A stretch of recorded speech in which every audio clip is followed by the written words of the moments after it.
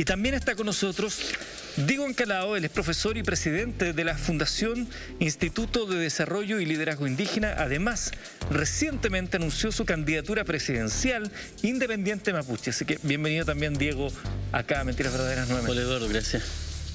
Ya vamos a hablar de esa candidatura presidencial. Antes me gustaría que pudiéramos compartir con nuestros televidentes un extracto de la entrevista a Juan Catrillanca del programa Pauta Libre de nuestro canal y luego conversamos de estos temas. Gran trabajo de Mónica y de Pauta Libre, parte de lo que acabamos de ver, que queremos conversar con Fernando Paiquirán y Diego Encalado. Lonco Catrillanca menciona ahí en esta entrevista que en su infancia fue alquilado a la familia Benavides a cambio de 1 kilo de trigo. ¿Cuán común, Diego, era que ocurriera eso? ¿Es un hecho aislado? ¿Se repitió muchas veces? Lo que pasa que después que se viola por parte del Estado de Chile el Tratado de Trapigüe que citaba el Peñi, que entre paréntesis es muy doloroso que le asesinen a alguien, a un hijo, en este caso solo por ser mapuche, muy doloroso, así que toda la solidaridad con la familia Catrillanca, el Peñi Marcelo, eso es lo primero. En relación a esto, después que se viola este tratado, se usurpan las tierras mapuche, se dejan en una reducción de 536.000 hectáreas y los 10 millones de hectáreas que era la del Tratado de Trapigüe se traspasan a emigrantes europeos y latifundistas. Entonces, la única forma de sobrevivir de un pueblo empobrecido era alquilarse. Entonces ahí se implementó la mediería y toda una especie de semi-esclavitud en la cual los mapuches, después de ser dueños de su tierra, terminaron trabajando como peones. Y en ese trabajo como peones, entonces, existía esta forma de contratación en la cual se explotaba derechamente a la familia y se le impidía salir adelante.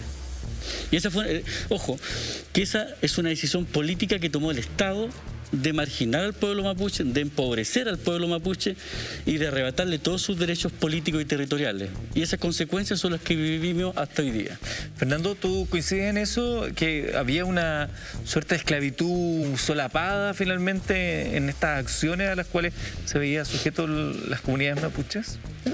La ocupación de la Araucanía va a marcar el inicio de un nuevo tipo de propiedad sobre ese territorio mapuche que está ubicado entre el río Mayeco al río Cautín. Y eso va a generar las reducciones de tierra, que es una lógica capitalista, muy de estilo norteamericano de reducción, en que busca de alguna manera generar tierras para que el pueblo mapuche viva en ellas, pero son tierras que los mismos mapuches van a plantear, ¿no? Que son tierras que en algún momento se hacen escasas por la sobreproducción y se empieza a generar en ese proceso, ante la ausencia de conexión con posibilidades de otros tipos de trabajo, tener que arrendar o mediar tierras para el trabajo colectivo, y en ese ámbito se arriendan, como bien lo explica el Lonco, se arriendan a niños para que vayan a otros lugares principalmente por alimentos, ¿no? Sacos de trigo, papa. Es una forma de subsistencia que vive gran parte del pueblo mapuche. Yo diría, como hasta la década de los 90, uno escucha cuando uno hacía entrevistas a los militantes mapuches que iban a fundar la Coordinadora Arauco Mayeco, ¿no? Cuando yo lo entrevistaba para Malón, ellos un poco contaban esta historia que era bien reciente, que todavía seguía sucediendo. Lonco Catrillanca asegura también en la entrevista que no acepta las leyes del Estado chileno, pero que por responsabilidad de su comunidad no opta por una vía más... Una vía distinta, digamos. ¿Cómo es el panorama de los distintos grupos organizados que buscan esa reivindicación territorial? ¿La postura del Lonco es más transversal? ¿Cómo se aborda el hecho de que hay grupos más radicalizados? ¿Cómo que el Peñi? ¿Ustedes?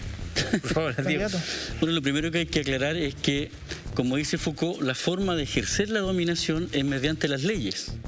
Por eso que el Lonco hablaba de las leyes. Entonces, el Estado, entonces, al implementar leyes que usurpaban tierra, que permitían la sobreexplotación, que despojó de derecho al pueblo mapuche, entonces, el resentimiento de nuestro abuelo, como el caso del Lonco, es contra estas leyes. Entonces, si bien la lucha que se plantea de parte del pueblo mapuche es pacífica, hay un rechazo a las leyes que lo criminalizan. Claro. Y ese rechazo algunos lo plantean en la movilización social, otros lo plantean en otro tipo de movilizaciones y otros lo plantean en la calle. Lo que fue la coordinadora Arauco Mayeco en su origen fue un movimiento de masa que planteaba reivindicaciones, después terminó o se cambió de estrategia a lo que es un poco más de sabotaje. Pero lo que se plantea ahí es la misma reivindicación que todos los grupos mapuches plantean. Y entonces ahí no es que los mapuches sean violentos, sino que el mapuche ha sido violentado por un ejercicio sistemático de la coerción de parte del Estado contra los mapuches solo por ser mapuches. Y ese es un problema de fondo. Las militancias mapuches son pragmáticas también, ¿no? Transitan según distintos puntos y según el contexto histórico, o puntual o político. Entonces hay militancias mapuches que pueden estar negociando, ¿no?, con el Estado, pero también pueden estar en las reivindicaciones de tierra. Pueden usarse, como lo mostró muy bien la Machi Francisca Linconado, puede estar ella luchando por el 169 de la OIT para que se les reconozca sus derechos sobre su territorio, su lagüen, ¿no? Pero también puede estar de acuerdo con las recuperaciones de tierra y en torno al control territorial, la autodeterminación. Por lo tanto, las militancias mapuche o étnicas pueden de alguna manera movilizarse según su contexto histórico o su momento político en que se estén sucediendo, y por tanto no es contradictorio encontrar en algún momento que haya militantes mapuches que estén hoy día por los escaños reservados y que hace a lo mejor 2 o 3 años atrás también han estado en las recuperaciones de tierra. Oye, Fernando, decía Juan Catrillanca que su padre fue torturado en dictadura, que el año 74 había marcado un hito dentro de su familia. ¿Qué rol cumplió la dictadura en la Araucanía durante esos 17 años? Por ahí uno escucha algunas voces que dicen con Pinochet nunca habían estado más cerca de un entendimiento los pueblos originarios con el Estado chileno, y otros dicen que es una falacia, que se les persiguió igual que a otros. Eso es cierto. Te lo constata la Comisión de Derechos Humanos, de tortura y detenidos desaparecidos que hay en el territorio mapuche, que tienden a estar relacionados con las que tuvieron recuperaciones de tierra bajo los gobiernos de Allende, y que además tienen un sistema de asentamiento productivo muy interesante que permite, o por lo menos lo que cuenta Florencia Malo en El Sangre del Copihue, que un poco los mapuches recuerdan que tienen alimento o que pueden tener un lugar para poder vivir de la pobreza que está destinado durante ese tiempo. Gran parte de los mapuches que han tenido esa experiencia de la reforma agraria no la recuerdan como algo negativo, la recuerdan como un tiempo de abundancia, ¿no? Y por tanto se desarrolla toda una visión sobre la producción, el trabajo colectivo, se recuperan tierras que estaban en manos de agricultores, que estaban compradas de alguna manera de forma irregular. Eso lo explica muy bien el historiador Martín Correa en sus distintos libros sobre la reforma agraria, y cómo da cuenta él justamente en su estudio cómo están los planos de la reducción y cómo se han ido quitando tierra por los colonos que están alrededor de ese territorio.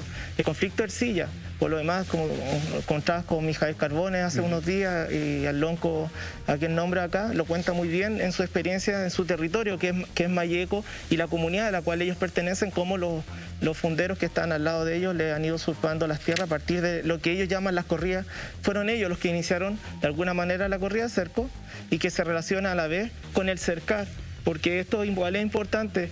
El cercar es caro.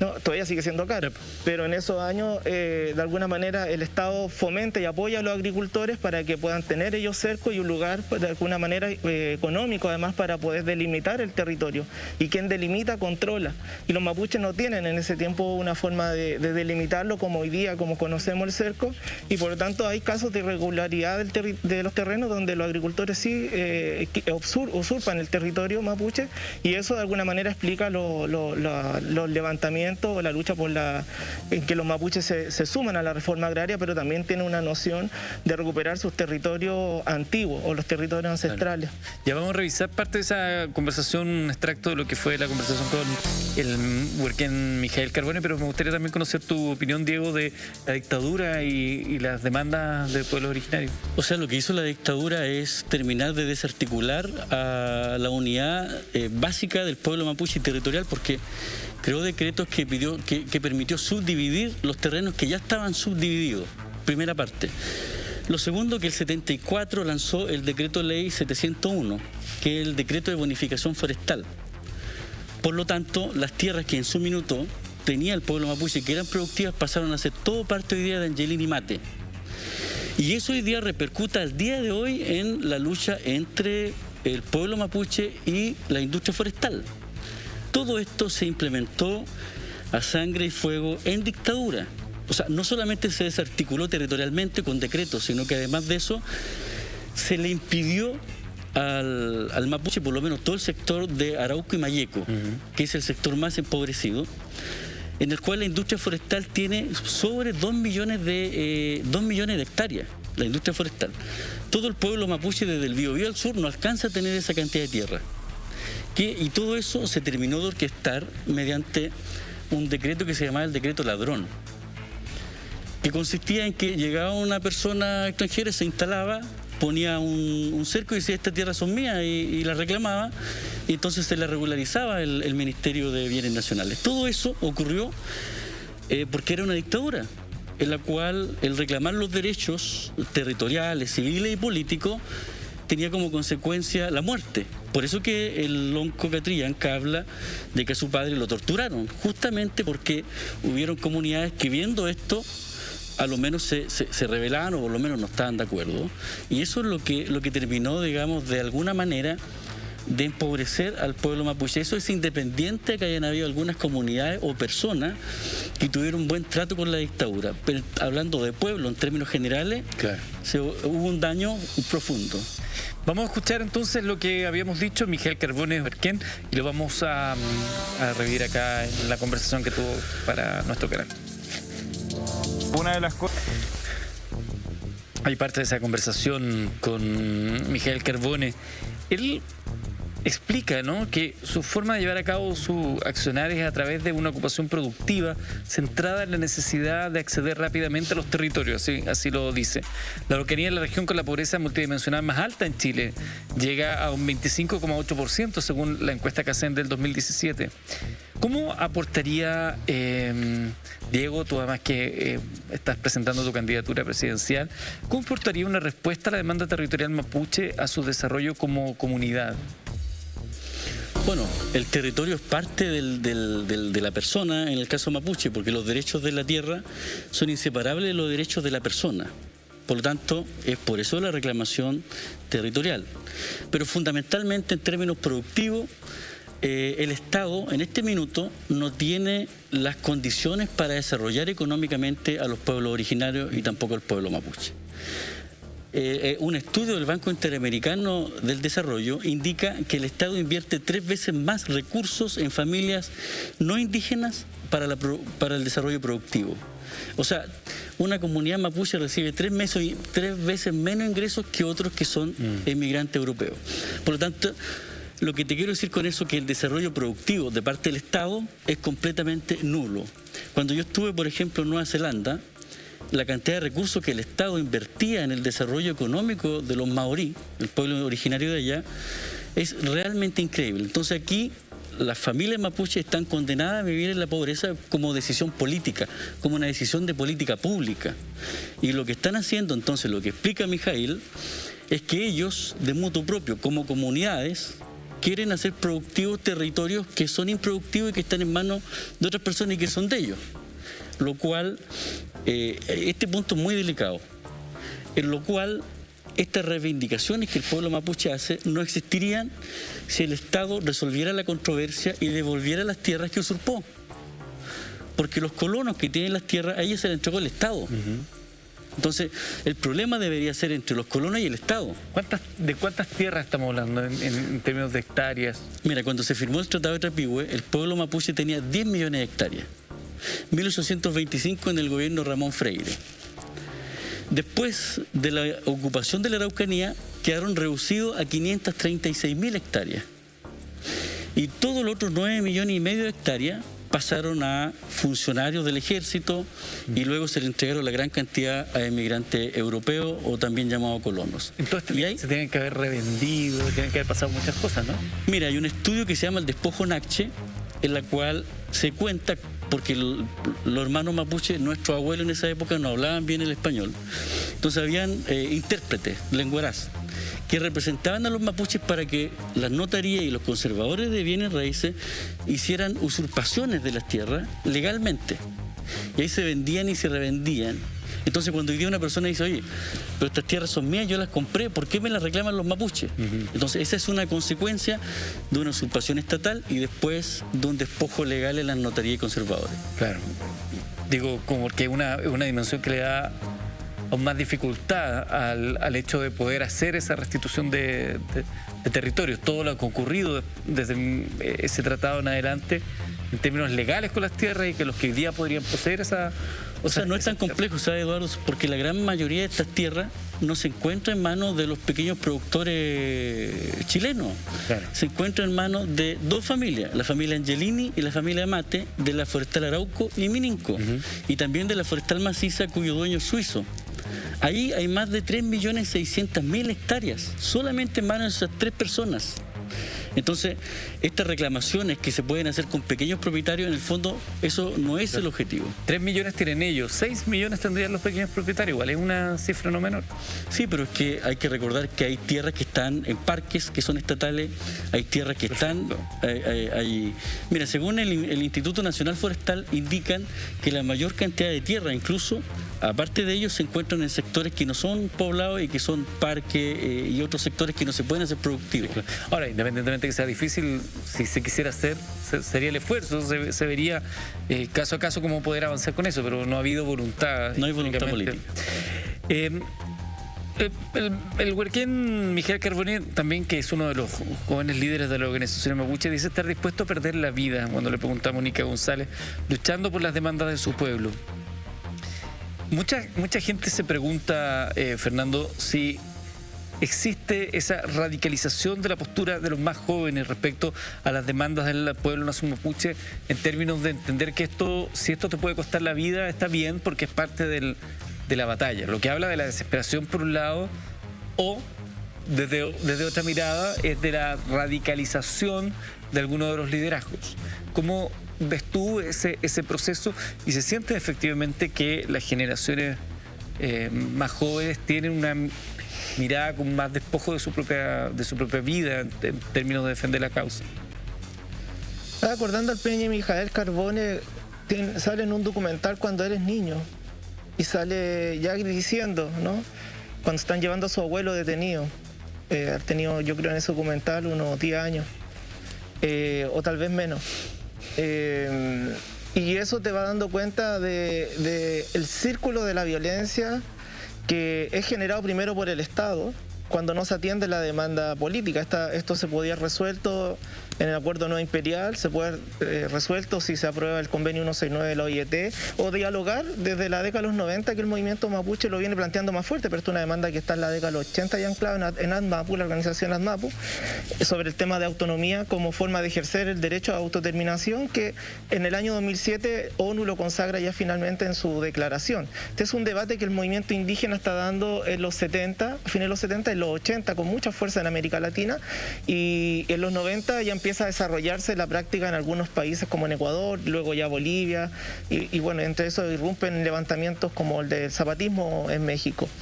Pero ya en ese tiempo, muchos de estos militantes mapuches, en este caso el Peña Mijael, que era niño, se ve sacudido por olas de violencia de parte del Estado en torno a allanamientos muy fuertes. Por eso se llama, de hecho, el concepto que ocupa las comunidades es de la militarización, y que entre otras cosas termina con prisioneros políticos que hasta el día de hoy existen. Bueno, ustedes mismos entrevistaban al Peña y Facundo Ionesguala, ¿no? Pero también hay otros hermanos, está Luis Tralcal, hay otros que están detenidos en este escenario. Y lo que te quiero plantear es que es un círculo y es una decisión del Estado chileno de ejercer la violencia sobre el pueblo mapuche, y en la cual hoy día yo creo que estamos teniendo ecos de rebelión justamente en torno a esta situación de lo que el movimiento denominó la militarización del Gualmapu, ¿no? Les propongo lo siguiente: estamos conversando con Fernando Paicarán y Diego Ancalado. Diego también nos va a contar luego de su propia campaña antes de empezar una campaña oficial para la presidencia de la República. Está todo el proceso de juntar firmas, pero también queremos hablar de las declaraciones que ha dado recién nada más en Poder y Verdad la machi Francisca Linconao, hoy constituyente de la República, de la nueva Constitución. Hacemos una pausa, son las 11 de la noche con 19 minutos, estamos en vivo en Mentiras Verdaderas, regresamos.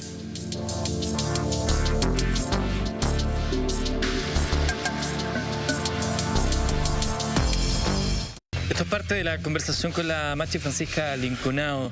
Ahí ella relata el proceso judicial. Fernando, ¿qué representa lo que le tocó vivir a la machi Linconao, que además hoy día la tenemos en la constituyente? ¿Qué representa este trayecto, este tránsito de ella? Una etapa de criminalización a la protesta mapuche, un tipo de gestación de parte del Estado chileno de pensar que se resuelve todo a partir de la cárcel y la imputación. Eso es parte de este ciclo que abre además los nuevos niveles de violencia que hay hasta hoy.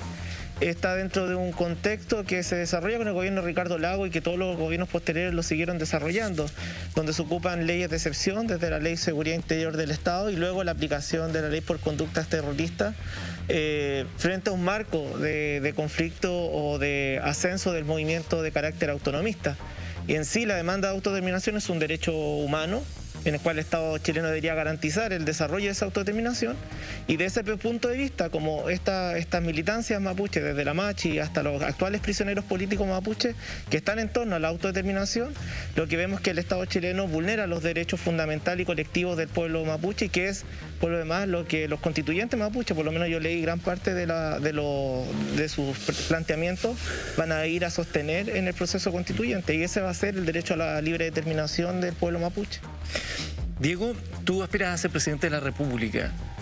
Desde esa posición, desde esa aspiración, desde ese anhelo, ¿qué estarías planteando para solucionar, si es que se puede hablar de una solución, de este conflicto y mejorar este vínculo entre el Estado chileno y los pueblos originarios? Porque no solamente el pueblo mapuche que tiene problemas de este tipo. O sea, en primer lugar, esta candidatura es un imperativo ético. Un imperativo ético porque es una necesidad que por primera vez en Chile el debate político sea plurinacional, que el debate presidencial sea intercultural y plurinacional. Y para eso entonces un imperativo ético de que nosotros, los mapuches, los pueblos originarios y también el chileno mestizo que tiene los mismos antepasados nuestros y que es muy mapuche para ser chileno y muy chileno para ser mapuche. Ese pueblo, digamos, el que ha sido empobrecido, por lo tanto es un imperativo ético, porque yo vengo desde abajo y hay que abrir un espacio de participación de los sectores excluidos de la toma de decisiones. Todos estos sectores excluidos de la toma de decisiones han sido representados por una casta, y esta casta lo que hace, una vez elegido mediante la partidocracia, lo que hace es hacer leyes para beneficiar a grupos económicos particulares y partidos particulares, de los cuales son transversal todos en este problema. ¿Por qué no se ha resuelto el tema mapuche? Ahora, es importante, el tema mapuche es un tema nacional, es un tema de Estado, no se suscribe solamente a la Araucanía y Arauco. Hay mapuches que son urbanos, 658.000 aquí en la región metropolitana. ¿Por qué no se resuelve? Porque los políticos son financiados por grupos de poder. Entonces, hacen leyes que benefician a esos grupos de poder. Cuando nosotros reunamos las firmas y lleguemos a la elección presidencial y al debate nacional, nosotros vamos a resolver este conflicto entre el Estado y el pueblo mapuche. ¿Por qué? Por dos razones. Uno, porque conocemos la dinámica como es, conocemos los dirigentes, pero también hemos estado en Nueva Zelanda y sabemos cómo Nueva Zelanda resolvió el conflicto con el pueblo maorí. Hemos estado con las primeras naciones y sabemos cómo se hizo. Lo hemos estudiado mucho. Pero esto es muy importante, Eduardo, este punto. Esto no es solamente por el bienestar de los pueblos originarios, sino por el bienestar del país, de Chile. Diego, ¿cuántas firmas tienen que juntar? 33.000 firmas. ¿Cuántas llevan? ¿O cuántas le faltan? Nos faltan, es más fácil decir la que nos falta. Claro. 25.000 firmas nos faltan. Si alguien quiere firmar, que solo implica firmar un patrocinio, no tiene otra obligación, ¿no? O sea, firman con clave única en un link del CERVEL y las personas independientes mantienen su independencia, no se meten en ningún partido político. Perfecto. Y lo único que se les pide no es el voto tampoco, sino que nos den la oportunidad de estar en la papeleta presidencial para de una vez por todas transformar este debate de un monólogo en algo ¿Y eso está en una página web? ¿Es el link donde la gente puede participar para aquellos que... Sí, está en mi página web, diegoencalado.cl. Perfecto. No hay problema. Ahí lo pueden encontrar, pues si usted también quiere ser partícipe y patrocinar finalmente solo eso, permitir tener la cantidad de firmas para que Diego Encalado esté en esa papeleta, lo puede hacer en diegoencalado.cl. Fernando Pairicán también nos ha acompañado esta noche. Muchísimas gracias a ambos Gracias a por ustedes. venir a compartir con nosotros estos minutos en Mentiras Verdaderas. Muchas gracias. Hacemos una pausa y al regreso